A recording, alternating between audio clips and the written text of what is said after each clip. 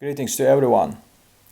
This appeal is directed to people who recently burned the Quran in front of the Parliament building in Stockholm.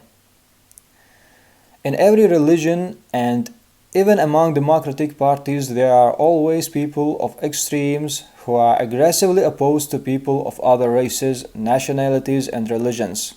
Your action is another manifestation of extreme. You insult all Muslims in this world by claiming that Islam killed the professor in France. Breivik acted on behalf of the Christian religion. Did we Muslims begin to say that children were killed by Christianity? Brenton Tarrant also acted on behalf of Christianity by shooting peaceful Muslims praying in the mosque. Have you seen any Muslim person burning the Bible and blaming the Christians for everything? Muslims don't deserve to be insulted, nor do they deserve to have their religion being insulted just because someone has committed a crime on behalf of Islam. Islam forbids such crimes.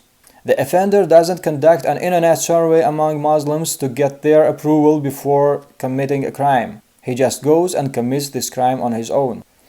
According to the law, no one is responsible for others, neither relatives nor even more so the society. You burn the Quran claiming that it's your personal property and your expression of freedom of speech. What if someone buys the flag of Sweden and says, "This is my personal item and I can do whatever I want with it," and then burns the state symbol while filming the process? This will offend the entire Swedish state and all its citizens despite the fact that the flag is someone's personal belonging.